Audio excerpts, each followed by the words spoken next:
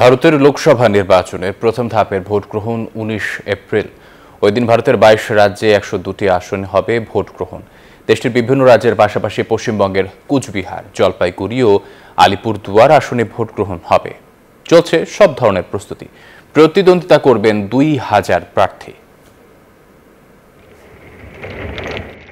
১৯ April প্রথম দফায় ভারতের ২২ রাজ্যে ১০২টি আসনে হবে ভোট গ্রহণ। সেদিন প্রতিদ্বন্দ্বিতা করবেন ২,০০০ প্রার্থী। এরই মধ্যে সব ধরনের প্রস্তুতি নেওয়া হয়েছে।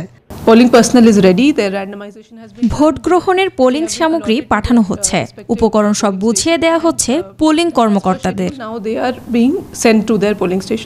এর মধ্যে অরুণাচল প্রদেশ, আন্দামান নিকোবর দ্বীপপুঞ্জ, অন্ধ্রপ্রদেশ, চণ্ডীগড়, দিল্লি, গোয়া, গুজরাট, হিমাচল প্রদেশ, হরিয়ানা, লাক্ষাদ্বীপ, লাদাখ, মিজোরাম, মেঘালয়, নাগাল্যান্ড, সিকিম, তামিলনাড়ু, পাঞ্জাব, তেলেঙ্গানা, উত্তরাখণ্ড, কেরালা সহ মোট ২২ রাজ্য ও কেন্দ্রশাসিত অঞ্চলে।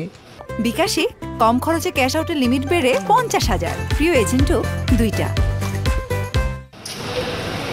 প্রথম দফার ভোটে ২৭৭ কোম্পানির কেন্দ্রীয় বাহিনী মোতায়েন করা হচ্ছে। কোচবিহারের সবচেয়ে বেশি ১১২ কোম্পানি বাহিনীর মোতায়েন করতে চলেছে ইসি। জলপাইগুড়িতে ৭৫ কোম্পানি ও আলিপুরদুয়ারে ৬৩ কোম্পানি বাহিনী মোতায়েন করা হচ্ছে। প্রায় ১০.৫ লাখ ভোট কেন্দ্রে ৫৫ lakh electronic voting machine EVM এর মাধ্যমে ভোট দেবেন। তফসিল অনুযায়ী মোট ৭ দফা নির্বাচন অনুষ্ঠিত হবে। প্রথম দফায় ভোটের দিন ১৯ এপ্রিল, এরপর ২৬ এপ্রিল, ৭ মে, ১৩ মে, ২০ মে, ২৫ মে এবং ১ জুন সবশেষ দফায় ভোট হবে।